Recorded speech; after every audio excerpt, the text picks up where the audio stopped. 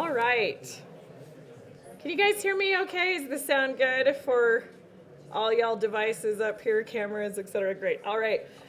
My name is Crystal Young. I'm Executive Director of Utah Culture Alliance, and as an industry association, we have championed Utah's unparalleled arts, culture, entertainment, live events, film, humanities, museums, and history sector since 1980. And our common thread as businesses, you might wonder, we are the business of living. We are everything that makes Utah a wonderful place to live, work, and play.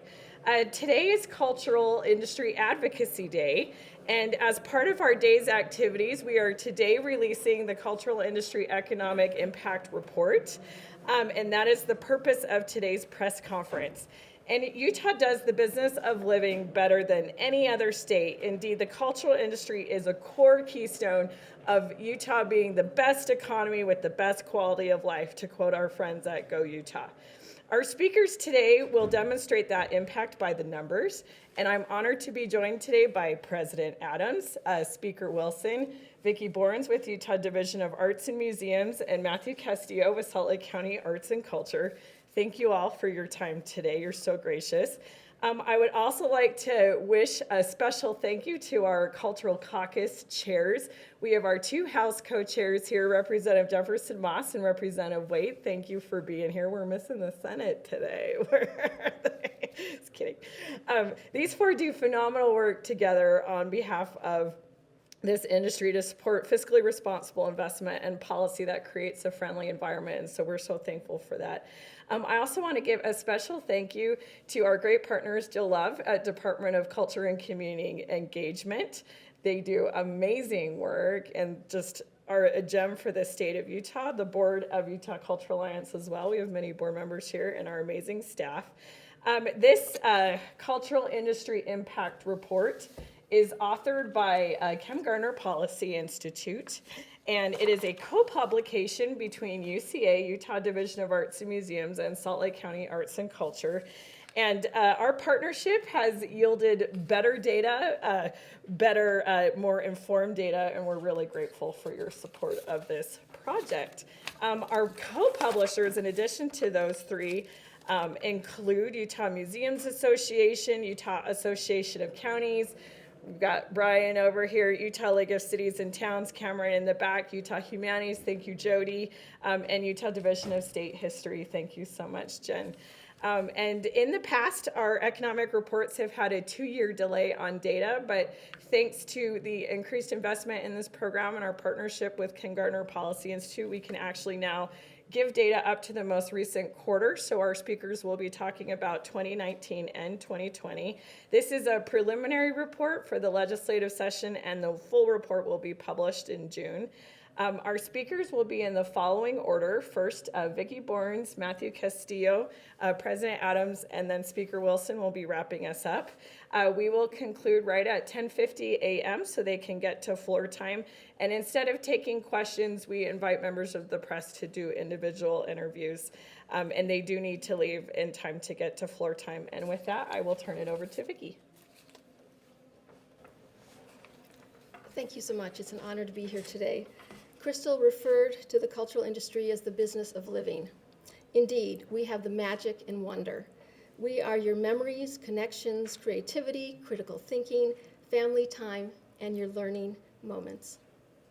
We are a way to explore the world around you. We help you remember where we came from and dream about where we might want to go in the future. Utahns have a long history of widespread support for this industry. Utah's pioneers built a theater before any other public building, including churches.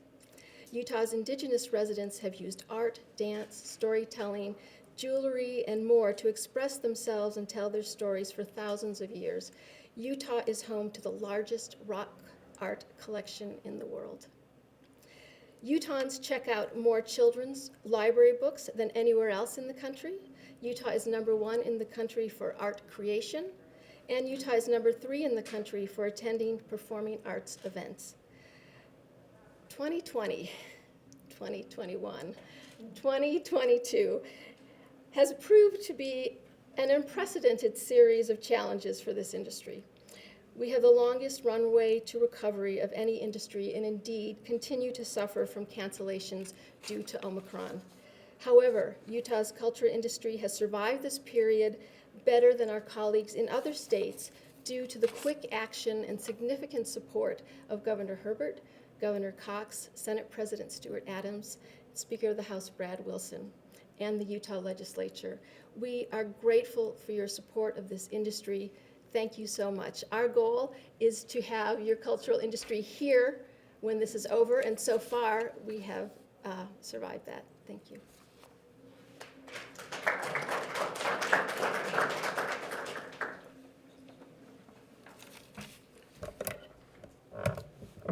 Thank you so much, and yes, it's such an honor to be here today representing Salt Lake County Arts and Culture. I wanted to take a few minutes to talk about what we missed in 2020 as an arts and culture industry and what it's been like experiencing arts and culture return in 2021. Of course, 2020 was an incredibly challenging year for all of us, and I think for many of us, a large part of that was not being able to experience the power of art in person.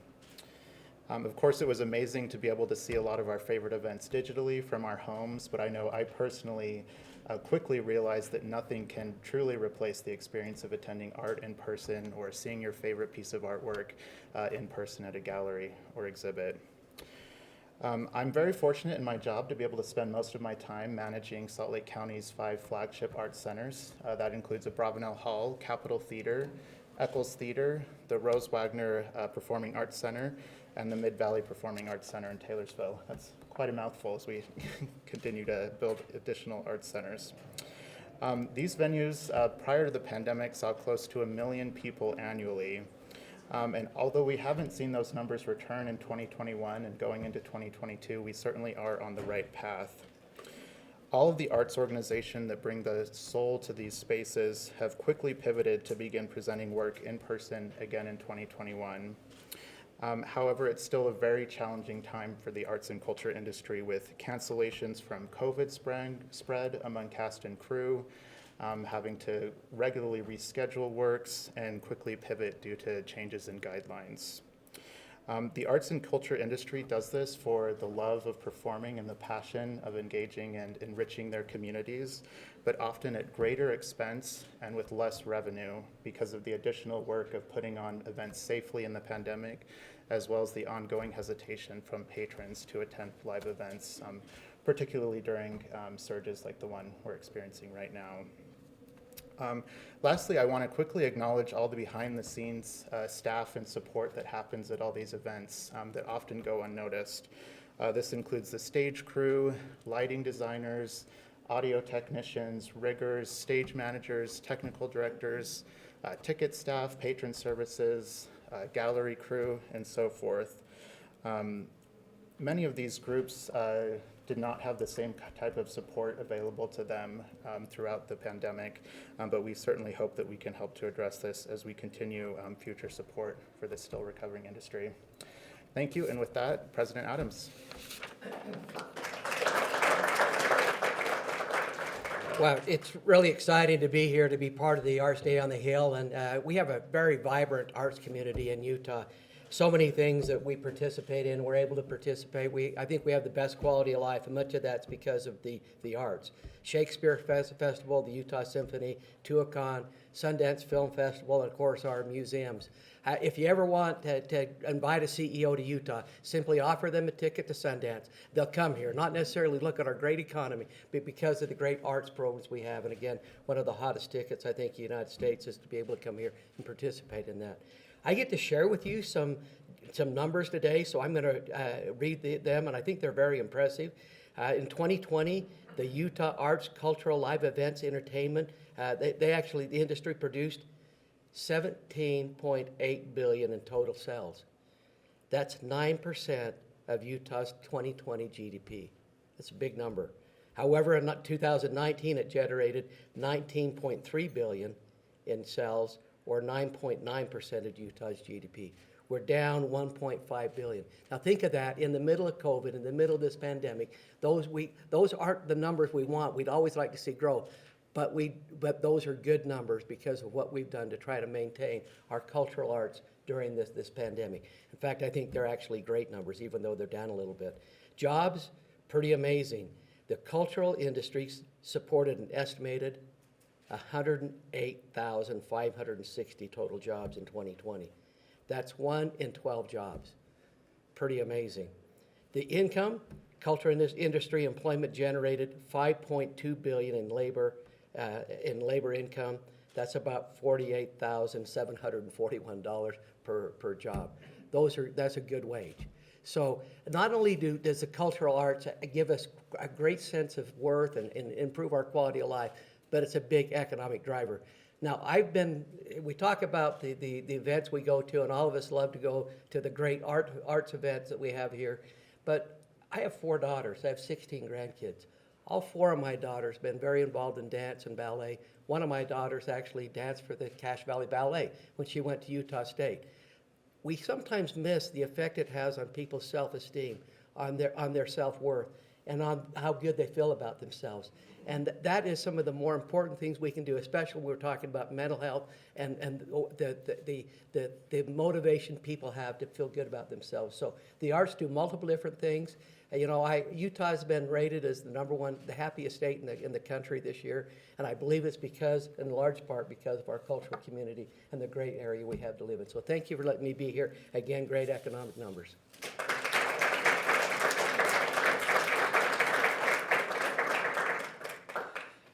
Well, good morning, everyone. Crystal, Senator Culmore is in the house. So he's here. She was worried you weren't going to make it. But I'm going to go off script a little bit, at least for a minute. And I just want to reflect on the last couple of years. It's been tough, right? It's been tough for the health of people in our state. It's been tough on the economy. But I also think, in a lot of ways, the last couple of years have been difficult on our souls. And when I think about the arts, whether it's the performing arts, the visual arts, you name it, literature, the thing that arts does for, I think, my family and for me is it's just good for my soul. And the other thing that arts do for us that we just haven't had enough of over the last few years is the arts bring us together. There has been so much division in our state and in our country. And I think, you know, maybe it's hard to see, but I personally believe that one of the elements that's been missing for a lot of us has been to be involved in the arts as much as we would like. And the arts bring us together.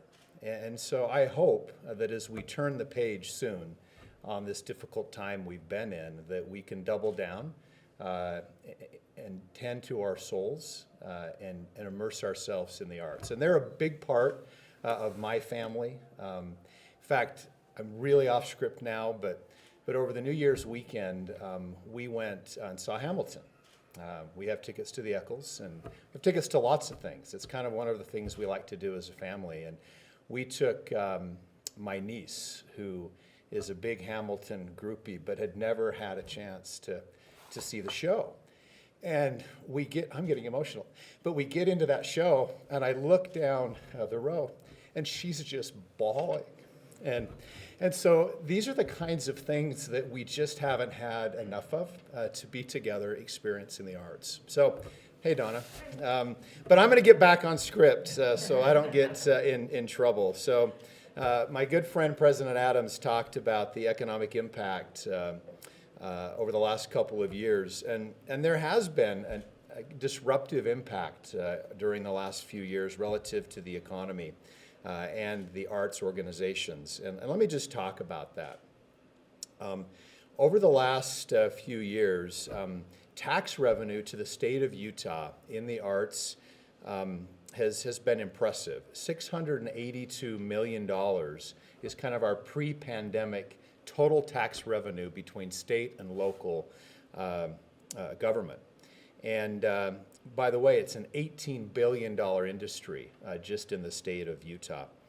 But the pandemic's been really hard on our art industry.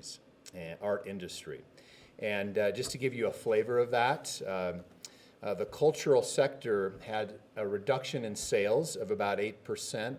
Jobs over the last few years, especially at the first part of the pandemic, were down 10% in our arts sectors. And tax revenue was down about 10% as well. Things started to come back last year, but not to the levels we would hope. We are still about 3% below the baseline of 2019 in terms of the cultural sector's strength in our economy. And I talked about Hamilton, and I know they've shut down. Hopefully they're back. Are they back up and running? Right this week. All right. Matt says they're back up and running. But a lot of these shows are having to cast actors 3 and 4 deep to be prepared in case they have issues. And we're still seeing cancellations, like I just mentioned, rippling across the state. And we need less of that, and hopefully we can turn the page on the pandemic and everyone's healthy and we can be back to the shows we want to see and the museums and things like that. One thing that's different about Utah, and I remember, I'm sure the president remembers these conversations vividly. We were early at taking a lot of our pandemic-related aid and putting it into this sector, about $30 million in 2020 and about $8 million in 2021 to help create a bridge for this part of our state so that it could be here today for us. And by and large, I think we were successful in most cases. So there is still concern about the health and future of our arts sector and the people that work in it. And we look forward to seeing the work that Senator Culmore and Senator Winterton are doing in some legislation and proposals that they're working on this session. But before I conclude, I just want to mention one thing. I'm going to embarrass Crystal. I think I've already done that a little bit, but I'm going to do it a little bit more and just sing her praises for a second. So the sectors that we've talked about, but more importantly, the people that work in the arts organizations in our state, were really some of the hardest hit. And it was the relationship that we have with Crystal and Jill and the Utah Cultural Alliance that allowed them to pick up the phone to call President Adams and me and other lawmakers and say, help us. And we wouldn't be in the place we are in this state, in the arts and the culture that we love and care about, quite frankly, without the leadership of people like Crystal and Jill and others. So thank you very much.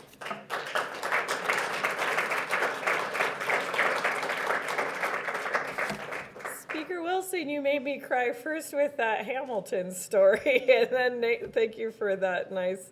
Thank you. It's a wonderful pleasure for me to work with Jill and Vicki and Jen and everybody at CCE as well in service of this great industry.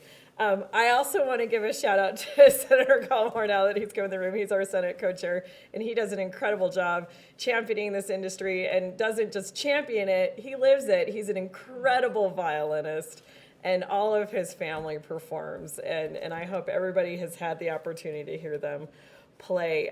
Like Speaker Wilson said, what happened in this state is unparalleled. When I speak to my colleagues in other states about how they weathered the pandemic, how their cultural industries fared, what support and really just help that they had from their state governments, it was nothing like the story that we had here. We did not lose anybody. We're still hurting. We still have a long runway to recover, but we didn't lose anybody, and it's thank you to your leadership. So thank you so much. I want to remind the press that we won't take questions. We'll do individual interviews. If you would like to speak with Gardner Policy Institute, come talk to Ernesto in the back or me, and we can get you set up with that contact information. A reminder to the press that there's really fun hands-on activities in the rotunda if you're looking for some B-roll shots. And again, thank you to all of our partners, Utah Museums Association, Utah Libraries Association, Motion Picture Association of Utah, Utah Humanities, Utah Department of Cultural and Community Engagement, Utah Division of Arts and Museums, Utah State History, Utah State Library, Artworks for Kids, the STEM Action Center, League of Cities and Towns, and Association of Counties. Thank you so much for all of your time. That's a wrap and scene, as we say.